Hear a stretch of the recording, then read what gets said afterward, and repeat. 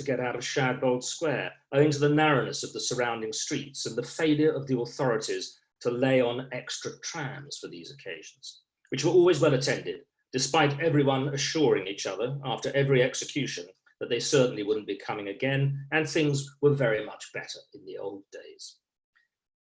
Manfred's shoes were presented to his family the next day. His son, Roland, was proud of the memento, but Sheba, his older sister, made a mime of vomiting every time she passed the mantelpiece on which the stained footwear was displayed. The children's mother, Wanda, was a practical woman, and a few days later, when the kids were at school, she put her late husband's shoes in the garbage grinder.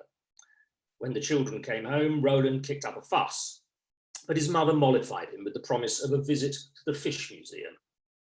As for Sheba, she seemed indifferent to the loss. However, the very next morning, young Roland was confronted by a dreadful scene in the kitchen when he came down for breakfast. Blood was spattered on the walls and was congealing into a sticky pool beneath the body of his mother, which lay on the floor. Her throat had been cut and a large kitchen knife was sticking out of her eye socket. There was no sign of Sheba, some of whose clothes and belongings were discovered to be missing, along with a backpack. It seemed like an open and shut case of abrupt matricide syndrome with an absconding culprit, but the authorities naturally asked the police to investigate. Detective Kilroy was given the job. He was a handsome fellow and a professional from the brim of his hat to the soles of his shoes.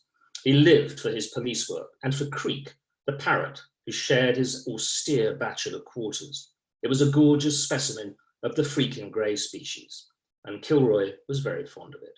Occasionally, he wondered if perhaps he should have risen higher in the force by the age of 39, but he never let the thought linger in his mind for too long. Regret was a useless indulgence, and he wished he'd known that when he was younger. Kilroy's first task was to talk to the son, Roland, who was 11 years old, and Kilroy expected him to be flustered. He'd recently lost his father in unfortunate circumstances, and then, before he could catch his breath, came the additional surprise of his mother's death. No boy could be unaffected by seeing his dad executed and then stumbling across the bloody corpse of his mother in the family kitchen on the way to school. Beneath his gruff exterior, Kilroy was a decent man, and he was surprised to learn that Roland had been taken into custody. When he tried to find out who had given the order to arrest the boy, nobody seemed to know. Kilroy didn't claim to be an expert in child psychology, but he figured that being locked up would do nothing to improve the youngster's frame of mind. His own plan had been to adopt a friendly approach and perhaps take the boy out to tea, which he imagined a person of his age might appreciate. But now, the best he could do was to bring a glass of spood juice into Roland's cell and to ask the custodian to remove the shackles. He was determined to treat the boy like his own son, if he'd had a son, and assuming he had a good relationship with the hypothetical child. Kilroy sat down opposite Roland, handed him the juice, and smiled at him. He wanted to show he wasn't a beast, and he began the interrogation by asking the boy how he was feeling. This was a mistake. To Kilroy's surprise and embarrassment, the youth began to speak, not just of his feelings at the present moment, as Kilroy had intended, but of his emotions in general. It seemed that Roland's tender young heart was a cornucopia of conflicted passions, which he promptly disgorged.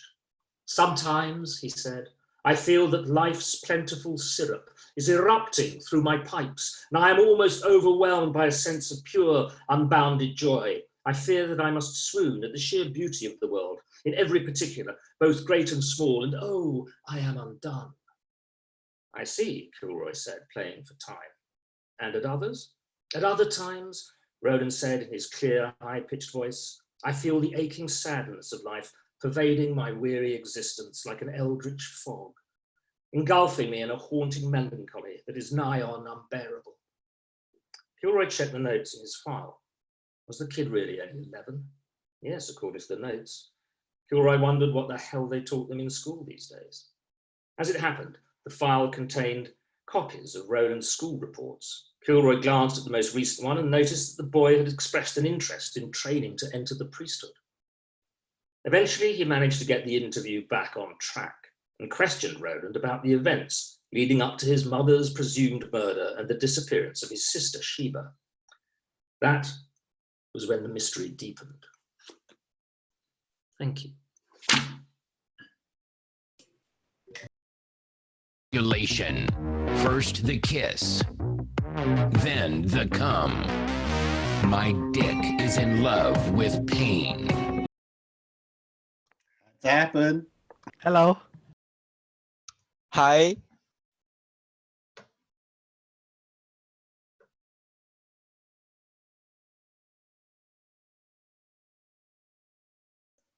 Zelda, are you still there? Are you listening to me? What can you do? Zelda, you there? Yeah. I Okay. think we just got Zoom bombed. Yeah. Sorry about that. That's not in the book. Yeah. Oh, it's definitely not. Hang on, let me just read you the last section. So sorry, Stuart. That's all right. The people who complain about the nanny state are the people who have nannies.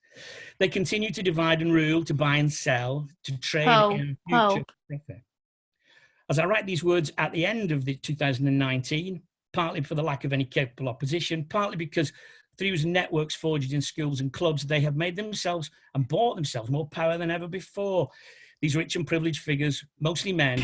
This writer is Courtney Newland, who's the author of 9 books, including his much-lauded debut, The Scholar. His latest novel is A River Called Time, and it's not coming out till August 2020, so we're getting a great sneak preview. And his short in many anthologies have been broadcast on BBC Radio 4, and he's won the Taylor Barbers Award for science fiction writing. He kind of wears 2 writing hats. Playwriting, so really playwriting hats. I know during the day when he's not writing, so we're lucky he's found the time to give us some of his words today. He's also written 2 episodes of the Steve McQueen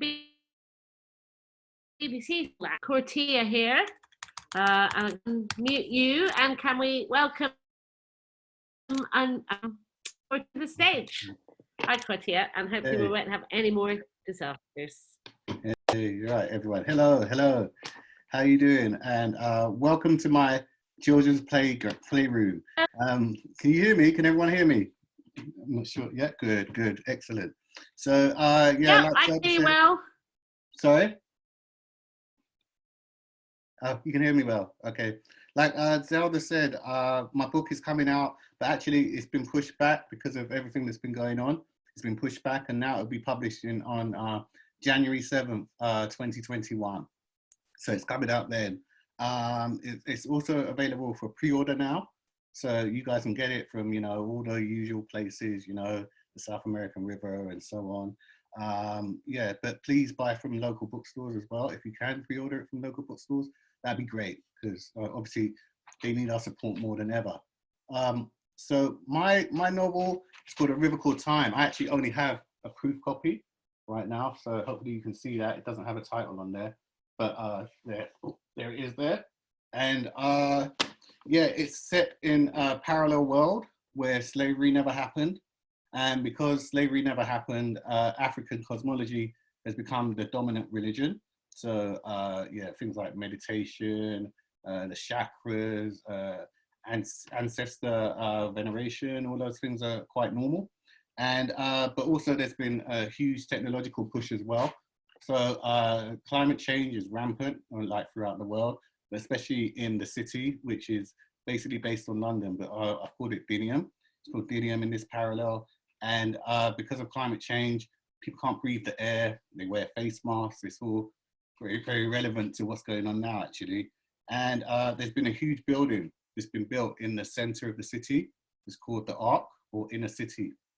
And that's basically where the rich people live to get away from climate change, where the poor people live outside in what's known as outer city. So it's basically inner and outer London as it stands, but there's a huge building called the Ark there in Inner City. And yeah, all the rich live there. Poor people can live there, but they're usually just the menial workers. They're the people who work for the rich in various different ways. And the extract that I'm going to read is from the center of the book, the middle of the book, middle part of the book, which is one of the oh, I forgot to say, there are different parallels within the book.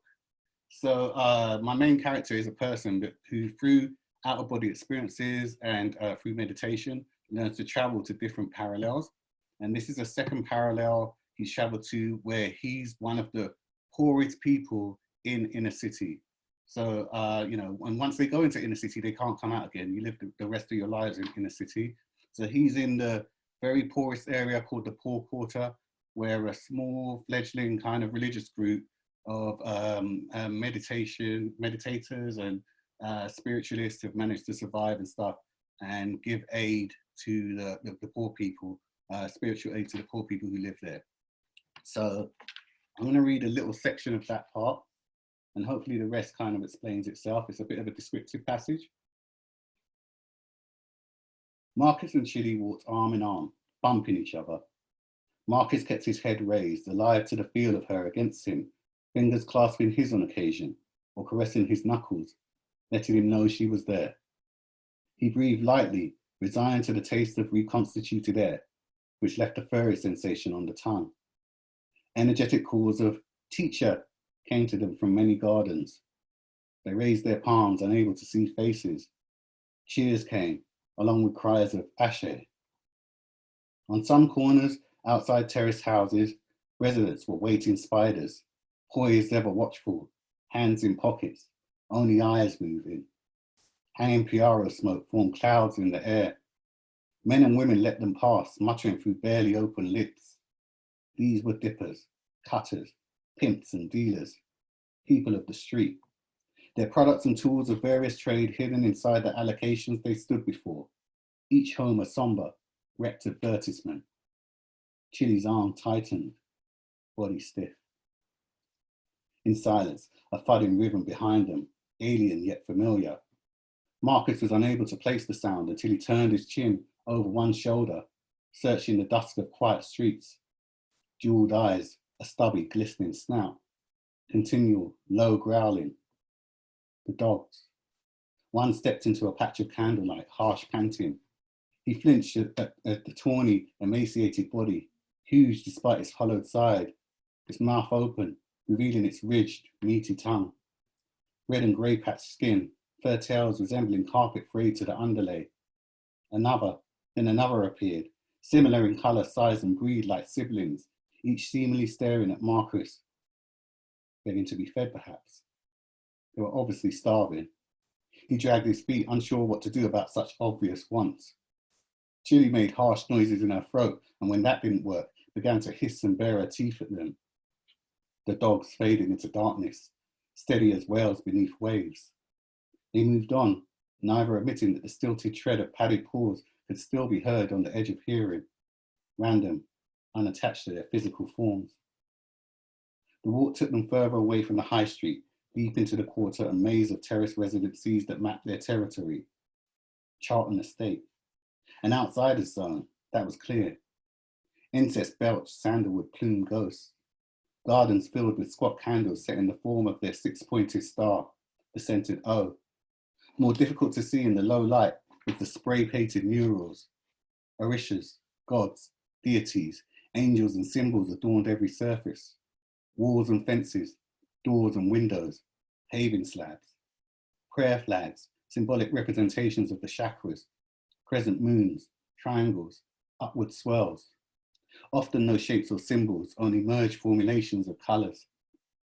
Seamless mosaics of red into orange, orange into yellow, yellow into green, green into purple. Markers of dedicated outsider homes. Passing deeper into those residencies, a wave of movement turned candles into nocturnal coral, birthing polyp flames. Shadows formed and retracted in swelling motion. Doors opened, and the families came. Marstons, Ammons, Wassies and Okoros, Trinities, Mists, Braithwaites, Mongs. Surrounding Chili and Marcus, pressing determined bodies against theirs, reaching for temples and foreheads with rough fingers, touching bare skin, offering greetings and gifts of food, four-wrap packages and bags of cloth. They wore dreadlocks and head wraps, hijabs and gelis, a glitter of whisper-thin robes and saris, agbadas and longis, sweeping grimy streets and pavements with glints of starlight. People gave small carved effigies, a kola wood Ganesh, polished and embedded with a circular beige grain, a stone grey Shango, pearl teeth gritted in anger, and handfuls of others, some beautiful, most simple. Marcus took them gratefully, otherwise Chili accepted on his behalf, concealing them in the hemp bag at her side. They would be given to the temple, distributed amongst disciples. A rare few would make it to their allocation. He talked with all who had left their homes to meet him, reassuring he was well, untouched by corpse or uprising. He wasn't poisoned, neither had he succumbed to its. Teacher was in perfect health, alive. Questions came in muttered succession, each speaker knowing they should let them leave, eventually.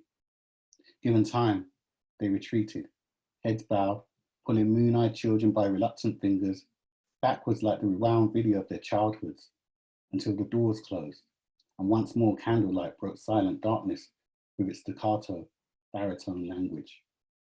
Thank you very much. Thank you. It's going to give us a really lovely performance with her band, just of a couple of songs before the last set of writers. Hopefully Rebecca HUAWEI P10 who is there.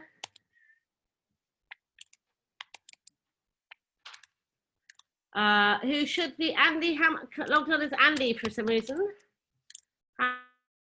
Hamill. That's my husband. Brilliant, excellent, lovely to see you. Hi there. Hi, thanks for having us. So, I'm here in Battersea with my husband Andy Hamill on the double bass and our daughter Ruby Hamill on the violin. And this song is called Worst Things Happen at Sea. It's got a na na na chorus that comes in the middle that you can join in and the end. And we'll all get through and stay cheerful. 1, 2. Great, brilliant. 1, 2, 3.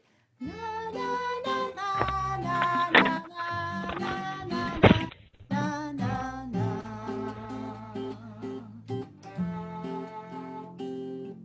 My bicycle has been stolen, and this bad day has barely begun. The boy with the spray can has scribbled his name on my wall. I feel like I'm running on empty. I've tried everything under the sun. I'm wasting away on the telephone and speaking to no one at all. Worst things happen at sea. Worst things happen at sea. Worst things happen at sea. Now things that happen to me. Join in on the na-na-nas.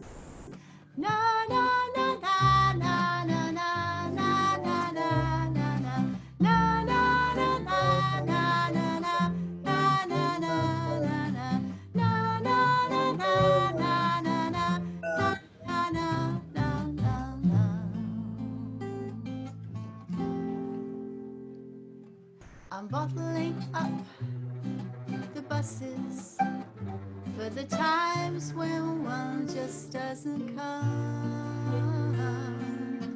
I'm waiting in line for some kind of a sign that things aren't all coming undone.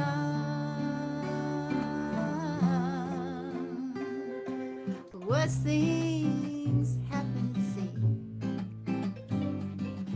Worst things happen at sea.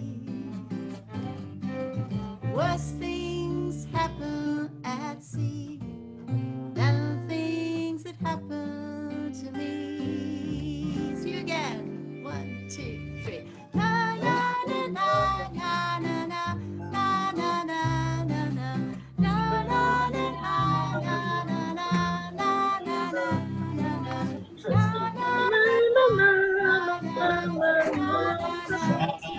na. babies. But I think this might be the time for this song now, because apparently that's one of the really good things for your mental health is dancing in the kitchen. So keep doing it. Thanks for having us. 1, 2, 1, 2, 3, 4.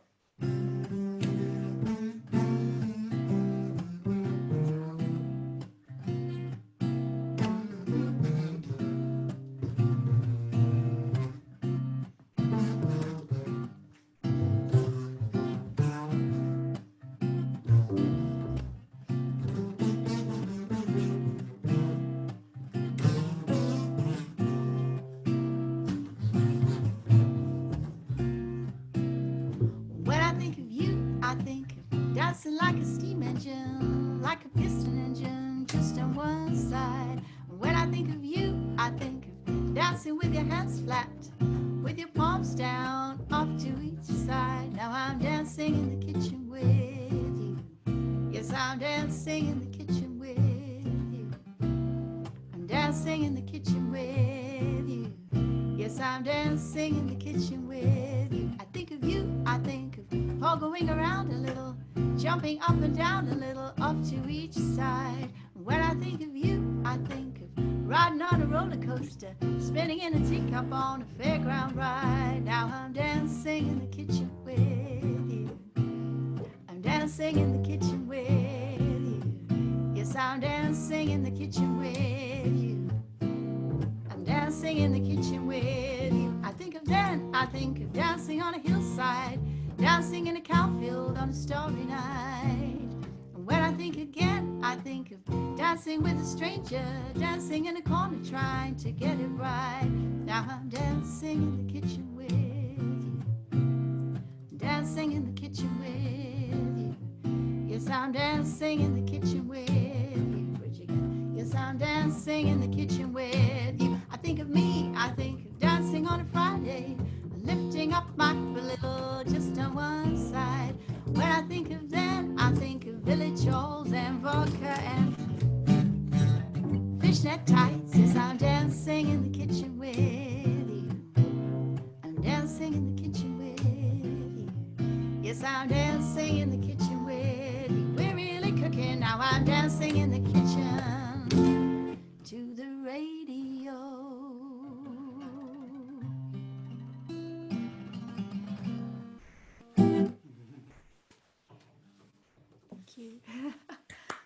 Thank you very much. Thank you. Oh, that was brilliant. Thanks so much.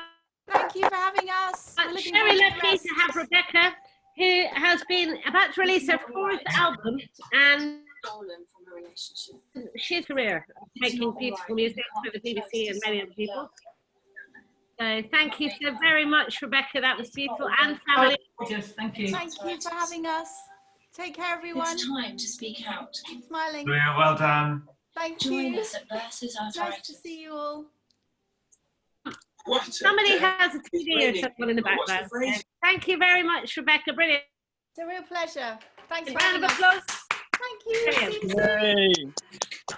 Brilliant. Thank you.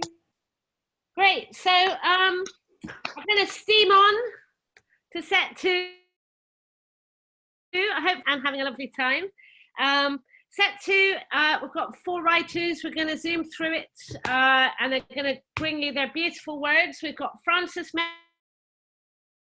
Manson, Willie Bretherton, Chris Chalmers, and Douglas John Thorpe, and they're each going to bring you a few minutes. I'm going to introduce. She is a Londoner of Ghanaian origin, like Clare T actually, and she's actually performed at BookJam before when she wrote her first book, but that was, and she'll be bringing her new book to read to us today, Imperfect Arrangements. She rom-com series selected by W.H. Smith as one of the top 25 of its 100 summer reads, and her books feature smart dealing with themes of substance. Think love, guilt, race, belonging, identity, and the challenges of clashing cultures.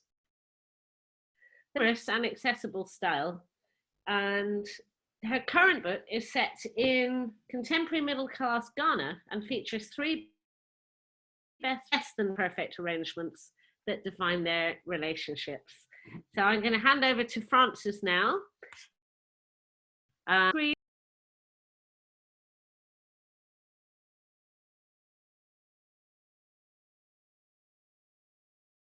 Hi, thanks Zelda, you're doing great. Thanks everyone, it's great to be here with you guys this evening. My book, Imperfect Arrangements, really excited about it. It came out last month and has been superseded by the virus, so I'm really trying to get back on track and stay focused. It's called Imperfect Arrangements, and the premise is, behind every perfect couple lies the truth. So this story is set in Ghana, in the sun-soaked capital of Ghana, Accra, and it's the story of three best friends. And you have ambitious Teresa, who's a Black Briton, who's gone and moved to Ghana with her husband, gambling everything on making this a really great transition. Her best friend is Maku. Maku lives in Ghana. She's a Ghanaian, grew up there. She's desperate for her professional recognition, but she also wants her dream wedding. The third of the three best friends is Lila. Lila is very unhappily married, and we don't really quite know why. But what we do know is that she's battling an attraction to a very mysterious gentleman called Ruben. And meantime, Lila's husband has bitten off rather more than he can chew with his latest mistress. I'm going to start right at the beginning. The book is structured over a year, and it tells the story not only from the perspective of the three best friends, but also from the perspective of their partners. So you do get to see the male perspective as well in the story. So I'll start at the beginning with Teresa. Teresa stared anxiously at the grey-haired physician, who seemed in no hurry to break the silence. Instead, he returned her stare calmly, while the pages detailing her test results wilted between his damp fingers. The doctor's office was stuffy, and the ceiling fan that turned listlessly above his head generated only the promise of coolness. A bead of sweat broke out at the top of his nose, but he appeared oblivious to any discomfort and leaned back in his chair with a grin. Teresa's confused thoughts bumped up haphazardly against each other. His teeth are amazingly white. I wonder which brand of toothpaste he uses. His grin widened and she shifted uneasily in the consulting chair, gripping the thin, worn strips of leather that cushioned the wooden arms. Are doctors supposed to smile at you when they're about to break the news you have a terminal condition? Apparently deciding he had tortured her for long enough, Dr. Owusu finally spoke. Congratulations, Mrs. Brew. Teresa frowned in bemusement. Even the most insensitive doctor wouldn't congratulate me before telling me I'm dying, surely. Unless this is some bizarre Ghanaian tradition no one's told me about. Shaking his head impatiently, the doctor straightened up and pushed the report towards her. Here, look. Reluctantly, she reached out a hand, her eyes still fixed on him as she grasped the dry end of the sheets. Without giving them so much as a glance, she dropped both hands, still clutching the report, into her lap and waited. The doctor's grin faded and his forehead folded into deep furrows of concern as he watched her fingers nervously crease the papers. Mrs. Brooke, there's nothing wrong, my dear. There's nothing to worry about. You're pregnant, that's all. Teresa blinked rapidly as the words washed over her, and then slumped down into her chair as the initial rush of relief was quickly replaced with incredulity. Pregnant? Not cancer, not leukemia, not ME or MS, or any of the other alphabet diseases she had imagined while waiting in the airless, stiflingly hot reception area for her test results. Diligent to the point of obsession about taking the pill, this was the only condition she hadn't considered over the past 3 weeks, as constant fatigue racked her body and almost everything she ate heaved around unpleasantly within moments of swallowing. Dr. Owusu, are you sure? I'm on the pill. She could hear her voice, normally low, sound almost shrill with disbelief. Very sure, Mrs. Brew. Dr. Owusu looked pointedly at the report she was now crushing in her agitation. The results of your tests are right there. Your iron levels are a bit low, but your blood pressure is good. By the looks of things, you will have a strong, healthy baby. Biting hard on her tongue to hold back the wail of protest, threatening to escape, Teresa watched in dismay as the doctor uncapped a scratched plastic biro and scribbled energetically on his prescription pad. Dr. Owusu had come highly recommended, but he must surely have made a mistake. She couldn't possibly be pregnant. No, this cannot be happening to me. Now, you must start taking these vitamins immediately. Baby will need them to help his bones grow big and strong, Dr. Owusu continued, scrawling his signature with a flourish. Teresa was still grappling with the idea of herself and pregnancy appearing together in one sentence, and she gaped as he turned her shock into a bouncing baby boy. Once again, she reached out dumbly to take the paper he was thrusting in her direction. Thank you, she said dutifully. Her mother's training hadn't been in vain. The sign of a true lady is her ability to remember her manners, no matter what the situation. She'd lost count of the number of times Clementine had parroted that particular one. The doctor's raised eyebrows made it clear the conversation was over, and Teresa stood up. Well, Mama, I remembered my manners, but I seem to have forgotten where the door is. Thank you. So again, the book is Imperfect Arrangements. This is actually my first independent production, so please look for it in that wonderful platform that's the South American River, and I'd really be grateful. Loads of support. Thanks so much, Frances. Yeah, that was so good. Thank you. And I'm just putting up some information in the little chat feed so everyone can see Thank you. Frances's book. Thank you. And her writing's really lovely to read. So, brilliant. So next writer is another woman. I'm just going to mute them all again so that we can hear their beautiful words. And unmute Bretherton, who was born in Hong Kong. Let me just unmute her. To a pair of Liverpudlians and been sort of a nomad ever since. Stephanie is based in London, but manages her sanity by escaping to any kind of coast. Very sensible. Before returning to her first love of writing fiction, Stephanie spent many years pursuing alternative forms of storytelling, from stage to screen, and meanwhile, an enduring love affair with words has led her down many a wormhole on a written page. I'll be posting links to Stephanie's book in the chat feed, and she's going to be reading us today from Bone Lines, which has come out with Unbound. Okay, over to you, Stephanie. Thank you, and thank you everyone for joining me. And yes, my name's Stephanie Bretherton, and as Zelda said, I will be reading from Bone Lines, which is my debut novel. Bone Lines is a dual narrative set 74,000 years ago and in the present day. And it's an attempt to explore our human journey and what makes us who we are, both as individuals and as a species. But before I get to that, I just want to share something. Recently, I was privileged to hear a talk online by the mythologist Michael Mead. And he made some very interesting points about our current situation and how it might compare to the classical mythical journey of initiation.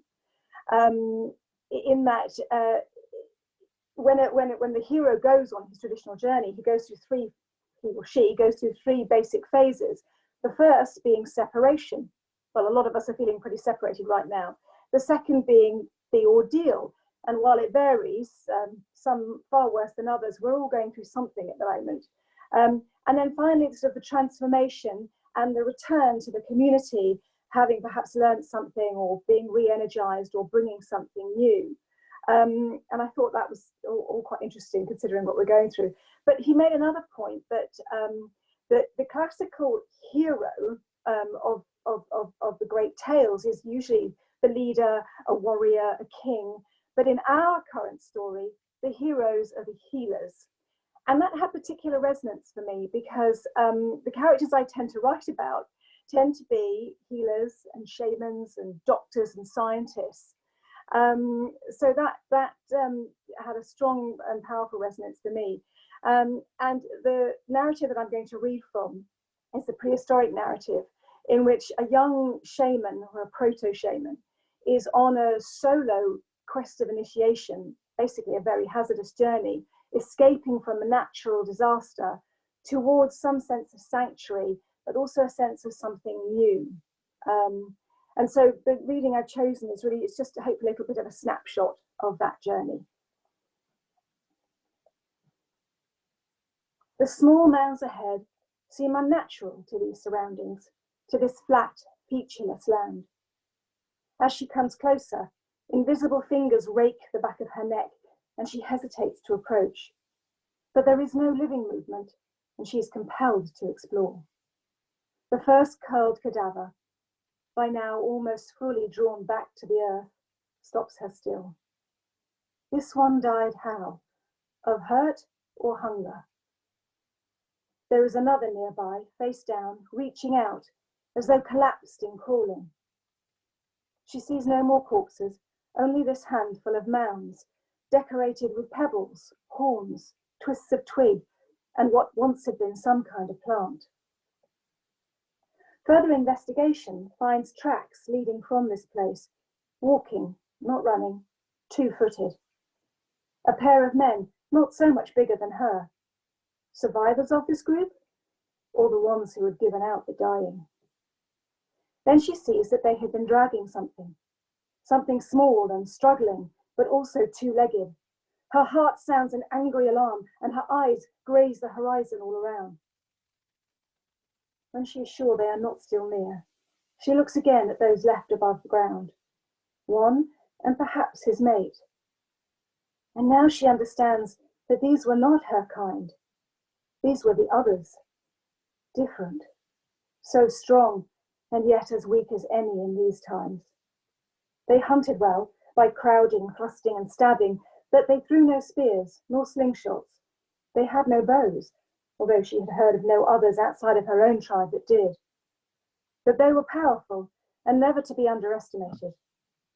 She had never seen the others before, only heard tales of them. But now there is a mysterious bond that she is unable to rip away. It is a wasted energy that she should not spend, but she sets about finishing the work of the burial.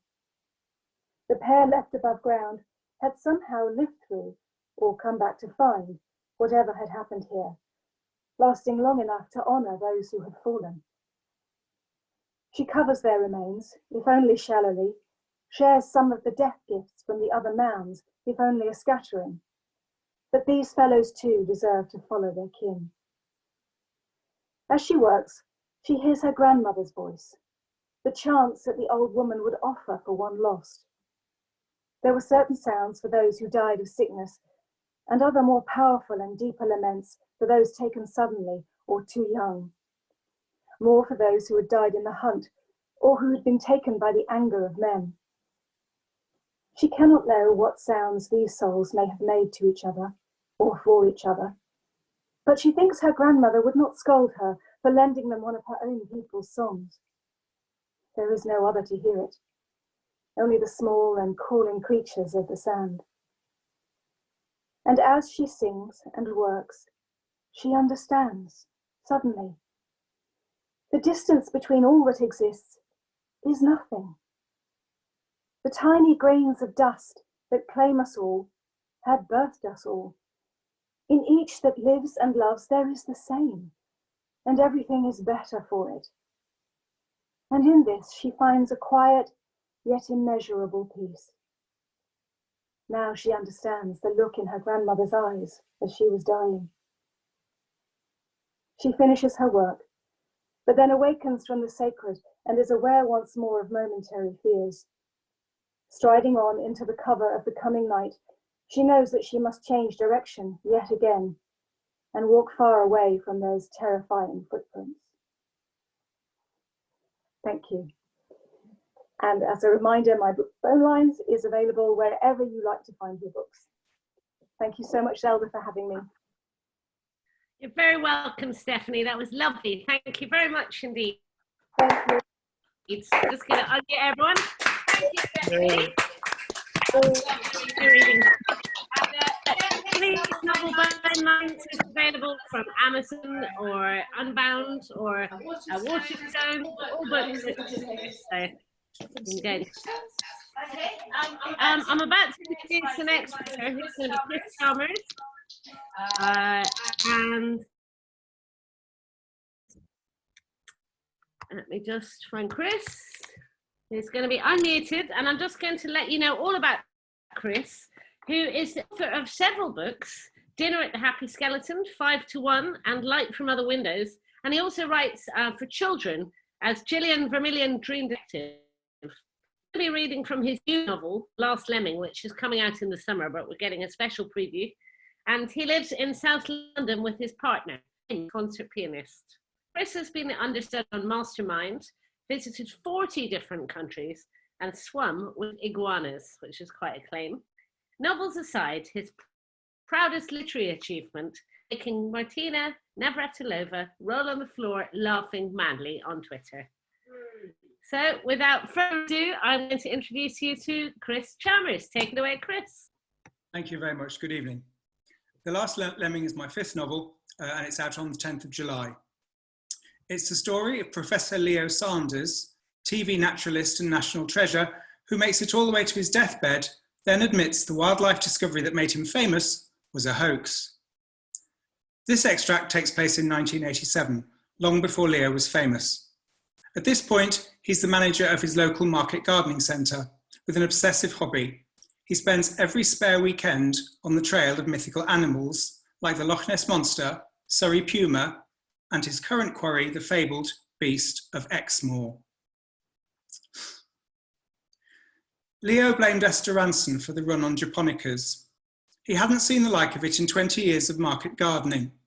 The clamour for Mountbatten roses featured in Princess Di's wedding bouquet ran it a poor second. Every Sunday night for weeks, the set of the That's Life show had been swamped in torrents of said gaudy shrub.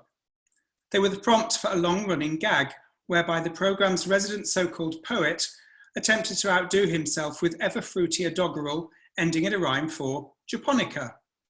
Needless to say, Esther and her retinue of Nancy boys in ties all fell about at the antics of his great-aunt Veronica, a pig on harmonica, and eating bratwurst with Erich Honecker. 11 million viewers appeared as enchanted by the shrubs themselves, many of them turning up at Sonny Styles Garden Supplies in Epsom, demanding Camellia japonica or its nearest taxonomic relation. "I've had enough of this," Leo told Mrs. Sykes, his branch under manager. "If I see 2 more pensioners reenacting El Alamein over a 90p seedling, I'll not be responsible for my actions." The fact head office was sending down an accountant the following Monday was his second undisclosed motive for taking 3 days annual leave. Mrs. Sykes, as she never failed to tell him when a pallet of something exotic turned up in the delivery, had a degree in geography. Leo looked forward to hearing how far that got her with Bolshe Bailey from accounts. This particular week, his wife had signed up for a tennis tournament. Pamela said she would forego it when Leo mooted the idea of another trip to Exmoor, but her sigh, as she offered to phone her doubles partner and break the news, left him in no doubt she spoke from loyalty alone.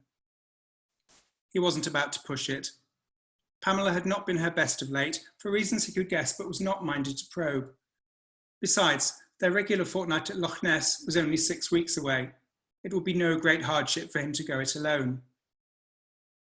In the 3rd week of July, with high season in full swing, he expected to grub around for accommodation on Exmoor, but by a stroke of luck, the Bells had a cancellation, a single room to boot. Fate was well and truly smiling. Leo was up with a lark on Saturday morning, with time to deadhead the petunias and give the aphids on his climbing Lady Hillingdon what for. By 11:15, he was hammering down the M5, one perky elbow up on the Montego's open window. The journey passed without a hitch, and he was checked in at the pub and unpacked just in time for lunch.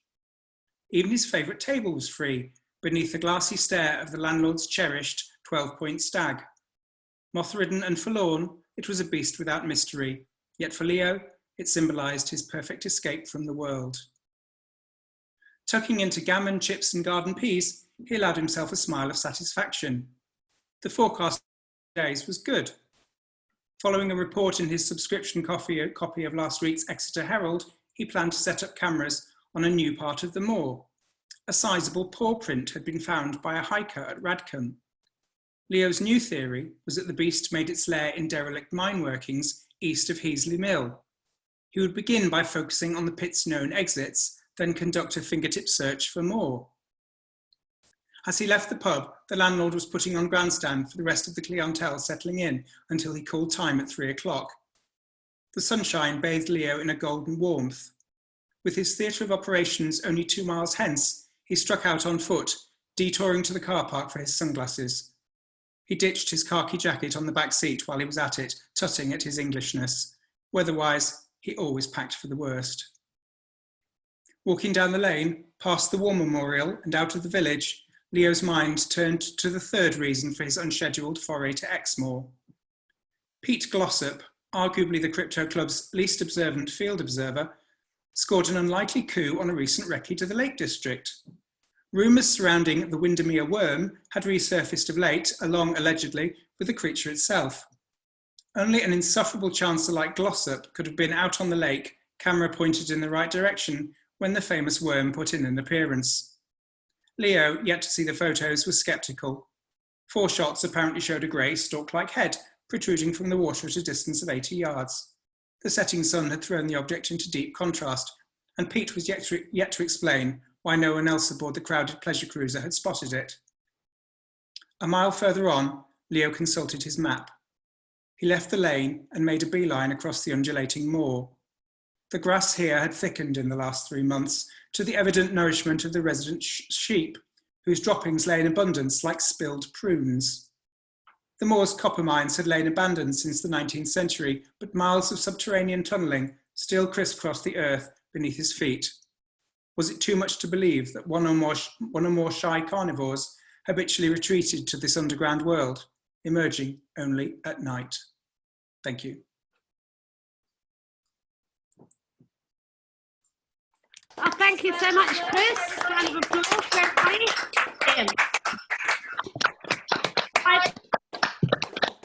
I'll put up a link to this book in chat feed. I'll be also giving information about those that have been on here. And you'll also be able to go on the website to find out more information. Hopefully, if Stuart's got his mic muted.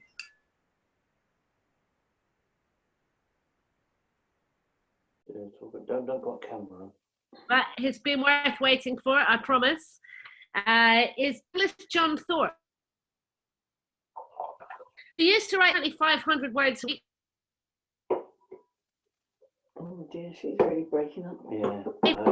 I waited for him. Judy Grant once told him to leave all biographies blank as it implies modesty and impeccable taste. Hence this.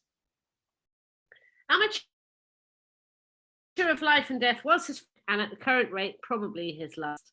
Mostly witty, half confessional, self-deprecating, and let's face it, a little bit delusional.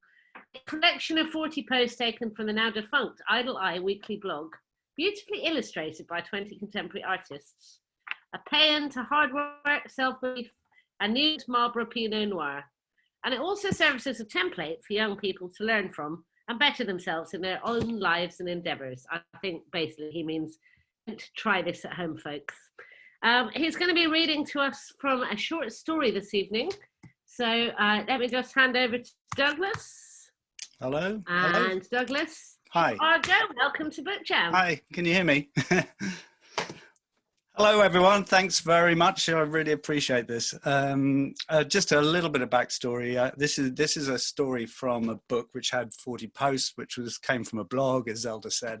It's called Idle Eye, Amateur of Life and Death, and it was loosely based on a sort of a drunken version of myself writing observations every week for 5 years, which I did. But I took one story which was a little bit out of character. It's called The Loneliness of the Long Distance Pizza Flyer Delivery Boy. And actually it's not a silly one, it's actually quite serious. It's about solitude, and I kind of put it in a character, so I'm going to put on a voice for this, so forgive me if I don't get it quite right, but I'm going for it anyway. Here we go. The loneliness of the that was a good start, try again. The loneliness of the long-distance pizza flyer delivery boy. The bundle arrives at 5 a.m. Dan and Charlie don't come in, they never do, just sling it down by the milk crates and drive off. It's usually wet when I pick it up, but it don't matter. I throw the top and bottom ones out anyway. Saves about 20 minutes in the long run. Not recently though. They put the big houses on the ridge onto my round because it's the holidays, no one about. Takes bloody ages to get up there, and they've all got them no junk mail signs, so you know you're not wanted. Sometimes one of them comes out and shouts, but you just pretend you don't hear nothing and keep going. No time to stop. Too cold for that. Just get it over with. Nan's got me some gloves for Christmas. The thermal ones, she said, to stop my pinkies going blue. Trouble is, you can't sort through the flyers, so you only end up taking them off, bless her.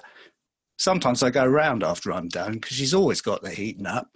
Like the Bahamas in there most days, even in summer. Might nip over later if it's still light. She likes a nap. The first bit's dead quick. Mostly flats, all shoved up close together, and no one cares if you chuck in some extras. They all end up in the bin, so what's a few more if it makes life easier?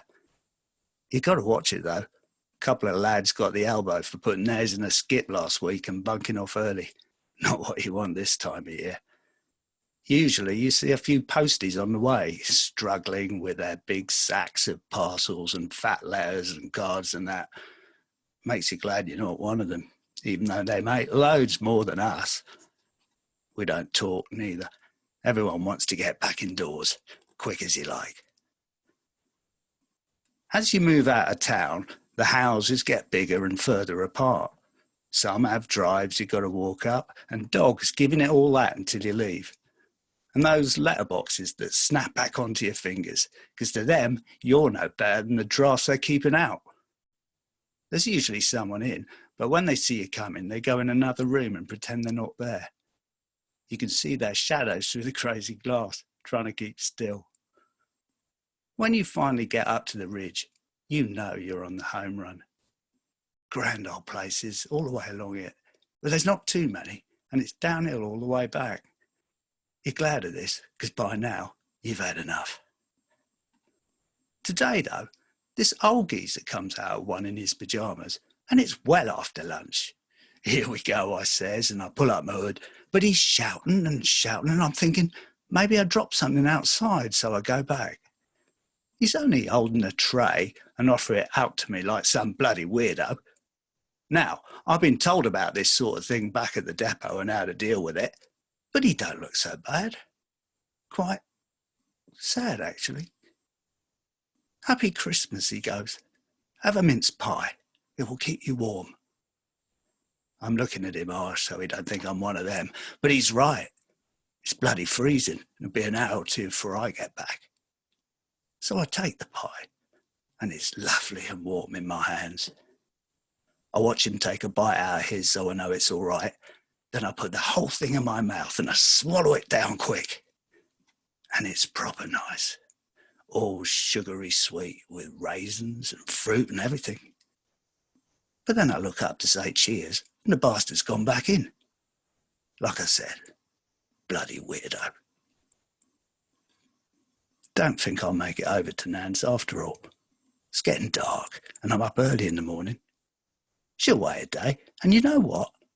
That pie will do me till I get in. And the street lights sort of make you feel warm too. It's not so bad. And it's downhill. All the way back.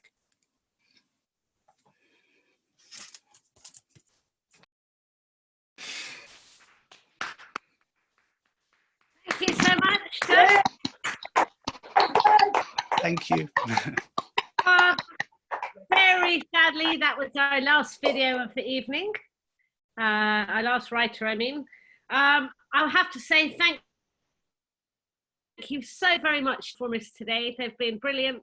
And I think everybody, I speak for everyone, that we've all really enjoyed the readings. It's been such a great collectors and performers. I just got a couple of thanks to make.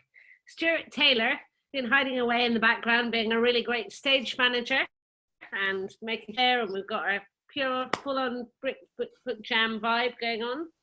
SHEILA Urbanowski's been updating the website, curate the writers, getting the word out to people all around the world. So bringing Canadians to visit our Brixton BookJam. So thank you very much, SHEILA, for your input.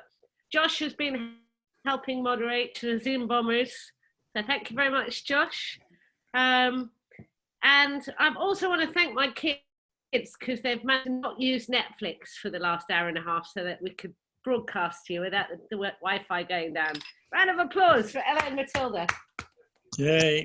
So, yeah, if you want to feedback to any of the writers or ask questions, hopefully you found the chat feed, so you feel free and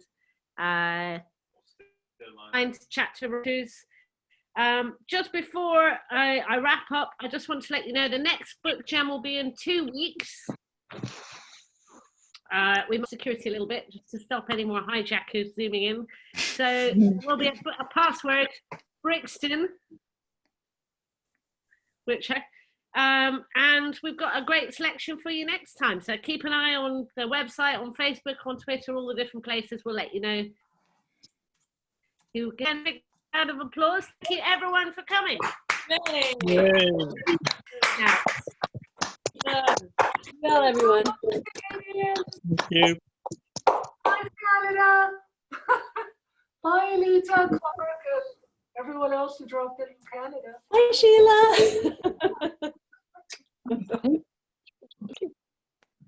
Thank you. Better than two. Hey, SHEILA.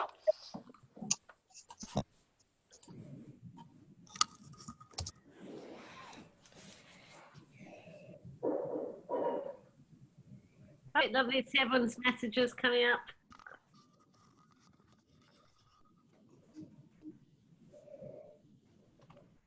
Through the feed. Not too many questions. Let me just put up some more information. And I'm going to have beer now. Go on, treat yourself. We loved it. Thank you. Thank you so much. Oh, by the way, I'll also put up a few writers who might want to take part. We have had quite a lot of enthusiasm from various people, but always happy to have suggestions for people who'd be good at it. So let me just find this link, which goes to a lovely form, so it's easy for us to collect everyone's information.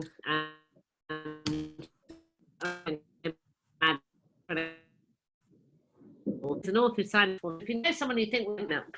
Hi, Ivor. Hi, Zelda. Well done. Well done. Oh, can I just plug Ivor's event? Okay, Ivor. Would you mind? Do what, darling? Am I allowed to plug your comedy event that you're going to be doing soon? Yeah, people. Because I'll just Stuart put it. and I were. I'll just put a link in the chat, and if people want to go and have a look, and there's a clip of the show, they can.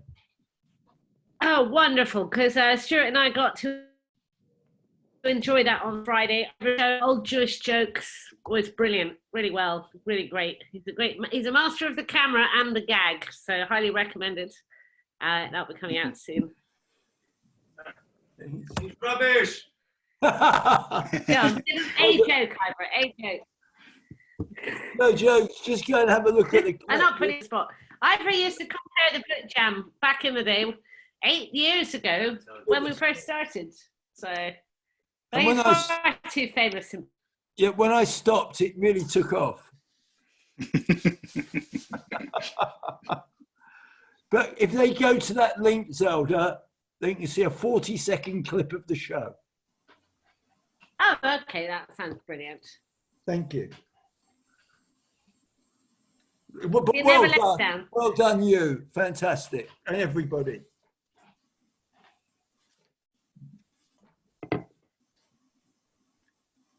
Oh, yeah. And Paul B. Davis, I just want to say how much I enjoyed your thing. And I saw you many years ago in Edinburgh. I thought you were great. Great performer. Thank you, Ivor. How are you doing? I'm all right. I'm all right. I did a couple of book jams in Brixton when you were comparing. All right. Okay. As you said, it became incomparably better once you stopped. No. You can see they're heckling me 8 years later. It's a time lag heckle from the past.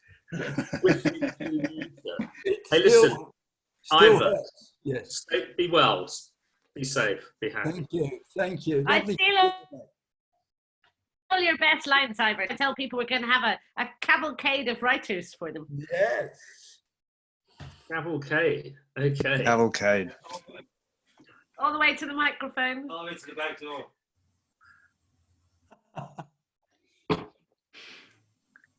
Right, I think there's a glass of Merlot with my name on it in the vicinity. Yeah, I just had that.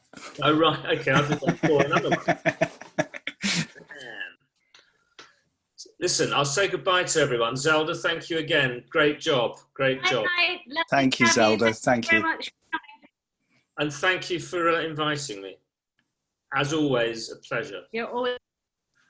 What fun. Okay, everybody, be safe. Thanks very much. Look after yourselves and each other. Bye-bye. See ya. Hi. Right. I'm going to put some background music on. Just. Okay. Just chill out the mood. There we go. Maybe not that one.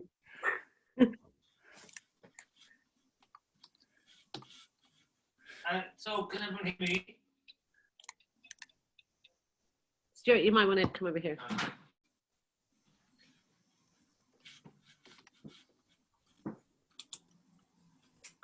Can everyone hear me? Hello. Hello.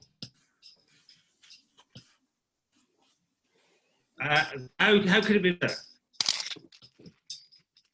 Oh, that's loud. Stuart, you can take over the camera.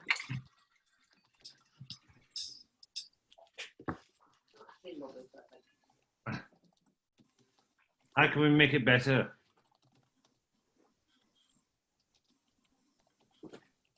I've turned the sound off.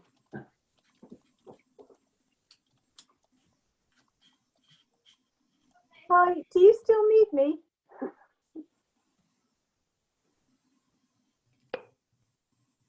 Right, I'm going to say I've got to go and eat. Lovely to meet you all. Thank you very much. Thank I'm you. going to shoot off as well. Yeah, take care. Buddy. Cheers. Bye.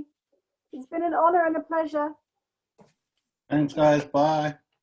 Bye-bye. Thanks, everybody. Loved your readings. See you soon. I'm stunned. Everyone's readings were just Yeah, really amazing. Really good. Thank you. you, everybody. Bye. Bye.